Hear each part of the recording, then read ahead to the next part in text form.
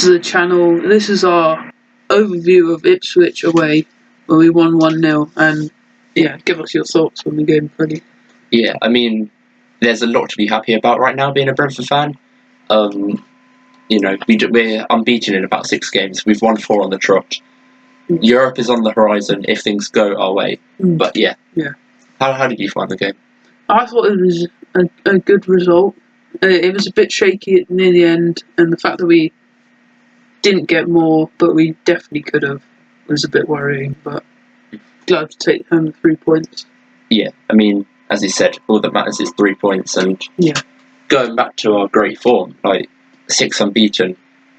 I think we've won our last 4 games, and I don't think we've changed the starting lineup in our last 4 games. No. And so it's really good to see what happens when we've got a good starting lineup with no injuries that are affecting that lineup, and people are getting used to building partnerships with each other. Yes.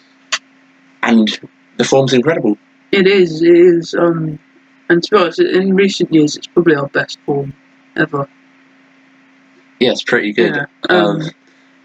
But yeah, with the starting lineup, it's good to see Yarmulke playing so well in that midfield role. I mean, I said people building partnerships. This Norgard-Yarmulke partnership has become so good in the last few weeks, and I think I might have even said it in one of last week's videos, but I never really rated Yarmo. It was like 40-odd appearances without a goal contribution for the first team, albeit lots were off the bench, but the last few weeks, he just looks up to match pace. He looks physically stronger, and he's finding his feet. I still think there's a lot of room for him to improve, just like some decision making. But he's really, really doing well with Norgard right now. Yeah, he is, and them two with Damsgaard is probably our best midfield at the minute. Yeah, definitely. And then another person who you sort of just can't go without not mentioning these days is Michael Coyote. Yeah. It's since his introduction to the starting 11 where we just haven't stopped winning. But, I mean, he's so good. His battles with Enciso against Ipswich were so good. I think he might have lost one of the battles, but, I mean, we even posted a reel, the Brentford FC posted a reel about him just bodying Enciso, which was pretty funny. But nah, he's such a good player. He's up and down that right-hand side. He's so defensively solid. Yeah. And I think it's one of the best fullback performances I've seen.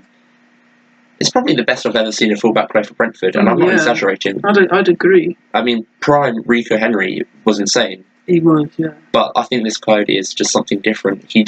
Every delivery seems to be near perfect, even the ones where he's on the turn. Yeah. Like, he had a couple back posts that game. His attacking runs are so good. It's improved in Burma so much, as we've seen and said recently. Yeah, he also seems to be able to find a cross at any time he's up in the attack. Yeah. He gets the ball, and his first instinct is drive forward and get a cross off or create a chance. Yeah. Although he wasn't involved in the goal against Ipswich, you could see very clearly against Brighton his assist on Whistler. United. Oh, United.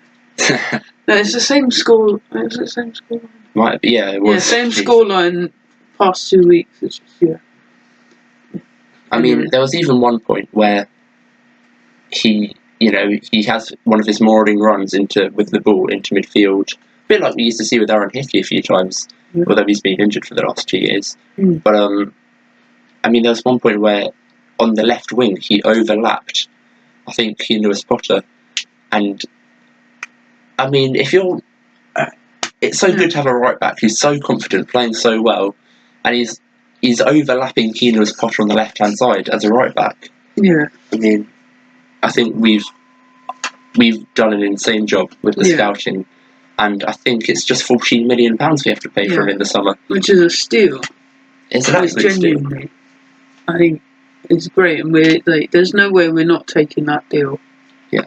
No way. I think if Liverpool were able to swoop in and ruin the deal and get a new right back to replace Trent for next season, they 100% would, but I think we have a clause where we can sign him.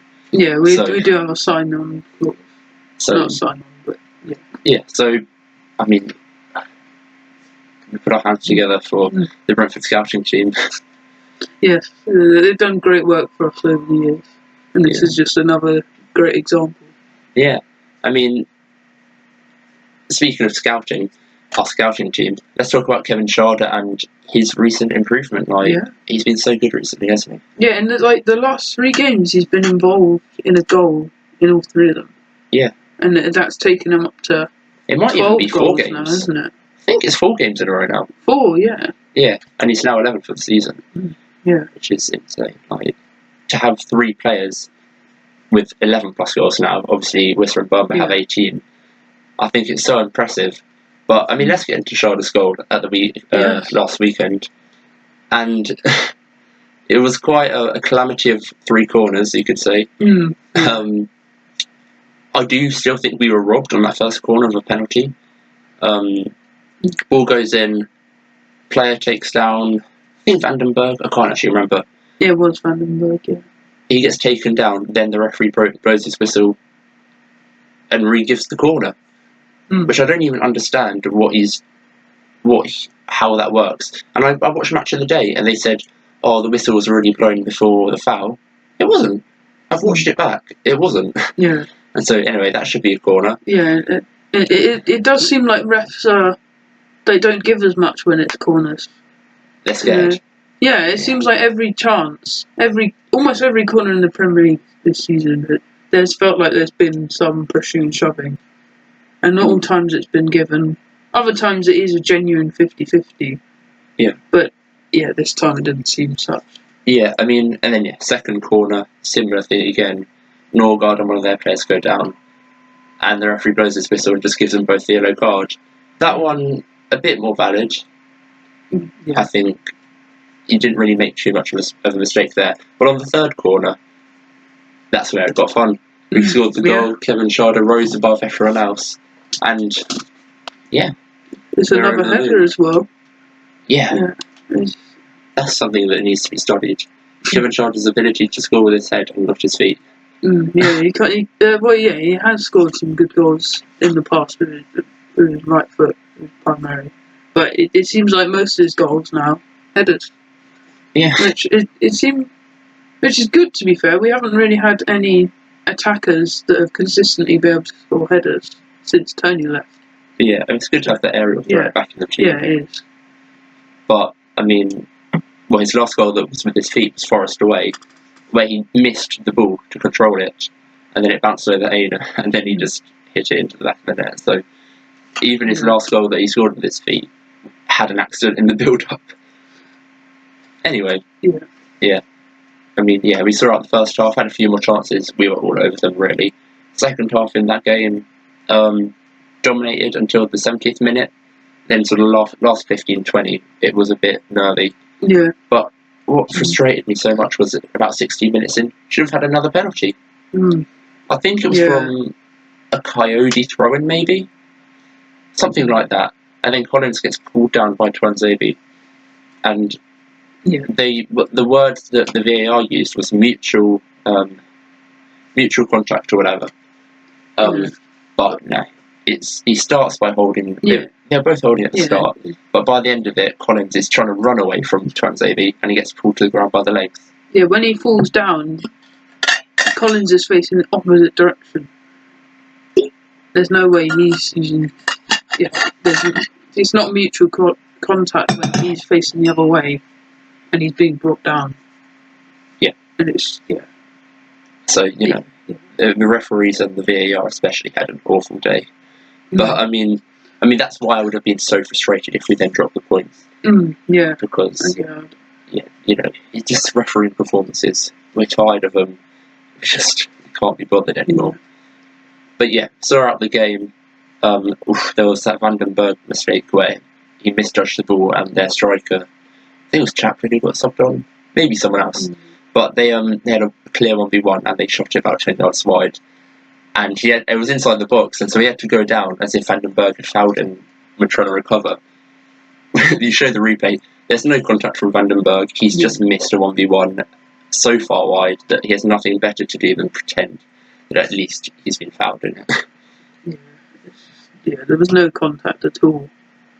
Yeah. It's just, yeah. And then Flecken made a lot of saves at the end. He to did keep us in it. some great saves. One where probably most vital with his left leg, just stretching out, stopping it. Yeah, it's a pretty good save. I mean, he's really kept us in that game. And if we get Europe by the end of the season, and it's by 2 points, then we have to look back at that save and say that's the save that got us Europe. Because, I mean, he just made himself big. He did all he could, but it's an outstanding save. Yeah. And then to finish the game, they had another final chance, and it was just headed straight at Flecken. We're lucky. Either side of him, it's a goal. Yeah, and he just caught it like it was nothing. Yeah, exactly. He is a great keeper, and he has saved us many times in the past. He's got the most saves in the league. Yeah. So it just shows stat-wise that he is. Yeah. He's done incredible. He's having an absolutely outstanding season.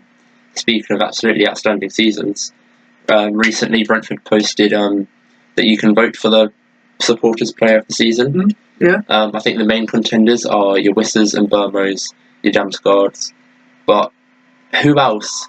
I mean, we've had so many people have good seasons. Yeah. Who else would you say deserves a shout, an outside shout? I'd say Flecken. Yeah. Yeah. Flecken, 100% Collins. Oh Collins yeah, Collins. And Vandenberg. Especially Collins. KLP's been great. Norgard's been absolutely outstanding as well. And we'll name the whole team. Yeah, so I mean that shows that now we've got more of a solid 11. Yeah. Especially recently, veterans are playing their part. Who have you voted for or did you vote for? Oh, I haven't yet. Ooh. I will probably vote Damsgaard though. That seems like a very fair thing to do. He's really stepped up this season. Yeah. And been the catalyst of all of our attacks. Oh yeah, he's involved in literally every goal. And I mean, I remember Brighton didn't get a single goal contribution. He got the pre-assist to like 3 of the goals. He got a hat-trick of pre-assists. Obviously that amounts to nothing. Yeah. And, like the wider Premier League audience won't see that, or some people won't see that, but like he's absolutely outstanding. I voted for Wisser. I think I've been so impressed with him. I mean, him and Brian both have 18 goals. Brian's had 5 of them from the spot though. And so just if Wisser had 5 from the spot, he'd be on 23 right now. Yeah, both of them have had outstanding seasons either way. Yeah. But now, for me, Wisser's so good because it's just the way he affects a game. I mean, we seem to have a good track history of strikers, actually, but the way he affects a game, he'll come deep, he'll pick the ball up, he tracks back, and his finishing is very good for someone who was a winger just a year ago. So, we cannot complain, especially for someone we considered selling in the summer and January. Now on to something I think we're all hopeful for, is our chances at Europe. And I have to say, I don't want to get ahead of myself, because it relies on a few key things that are out of our control. And it's not looking like, well, no, it's looking more likely than ever, but I don't want to get disappointed after investing all my excitement into us getting Europe and then not getting it, because one most important game for us is the FA Cup final. If City win that, the Euro Conference League spot stays at 8th and we can get Conference League. But if Palace win, the spot gets taken away and there's no chance in Europe. Well, they take that spot. They take the spot instead, Sorry, I was going to say, for the last 3-4 weeks now, it's just been at the start, it was like, we couldn't, could we? Europe, it seems like we're at the bottom of that pack of like us, Brighton, Fulham, Bournemouth. We're at the bottom of the pack, but there was the chance. Yeah. Now we're on the top of that pack with 2 games left of the season, and Crystal Palace, and it all just relies on Crystal Palace losing to Man City. And so, last few weeks, Europe, is it possible? And now suddenly, Palace could just take that away from us. Yeah. And so, I mean, I'm not a big fan of Palace anyway, but I'm going to be supporting Man City to win yet another FA Cup on Saturday. I'm not happy about it, but for our European hopes, I hope they do win. That's just the bare minimum. We need City to beat Palace. The rest after that, it's in our hands at the end It of the day is. because we're above everyone Yeah. else. Just beat Fulham, beat Wolves, we've got Europe as long as City beat Palace. But this weekend there's some fixtures that could really go our way. They could, And yeah. This game week alone, we could get Europe. We need Palace to lose to City. Yeah. We need Brighton to lose to Liverpool, and we need City to beat Bournemouth. Yeah. But there's a lot of if, buts, and maybes in there for me because Not absolutes. obviously you need to beat City to beat Yeah. Palace. We said that about a million times, but That's the most important of the fixtures. yeah, it's the Brighton, Liverpool, and City, Bournemouth, which can be difficult because I've seen Arnie Slot we've seen videos of Arnie Slot in Wayne Lineker's band, Ibiza, partying. We've seen the Liverpool players on holiday in the last week. Not just mentally on holiday, physically on holiday, celebrating. And so, we just need Liverpool to be up for that and get a point against Brighton. Just don't let Brighton get all 3 points. Yeah, I hope they're not quite literally at the beach. Yeah. I hope they have been. I know. I hope they do give Brighton a game, make it challenging. Yes. And because Brighton will be all guns blazing, nothing to lose. Liverpool, nothing to gain. Because if Liverpool win that, I think Brighton are off our tail. Yeah. And if City beat Bournemouth, I think City will still go for it. Yeah. They're still fighting for some places. Very true. So I think, even though it's a few days after the cup final, I think they'll still be going for it. So there's less to worry about in that game. But if they do we need them to beat Palace first of all, but we need them to not party too hard, and so they can actually have a good game against Bournemouth. But then again, we're talking about the same City that just drew 0-0 with Southampton. Yeah, so forgot about that. As I said, the idea of Europe in my head, but I just, it's too soon to tell. We could make Europe this week. We could. City beat Palace. Liverpool and City beat. It's on. It's genuinely on. It's in our hands. So long as City beat Palace on Saturday. I'll be wearing the blue away shirt from 2 seasons ago. The blue for City. That being said, we didn't win a game in that shirt until its last game over 2 seasons. It was only against Luton. No. It was Bournemouth away. Oh yeah, no, that game was great. Yeah, so... Yeah. Okay. At least it gave us a good memory. I think we've covered everything. Yeah, we went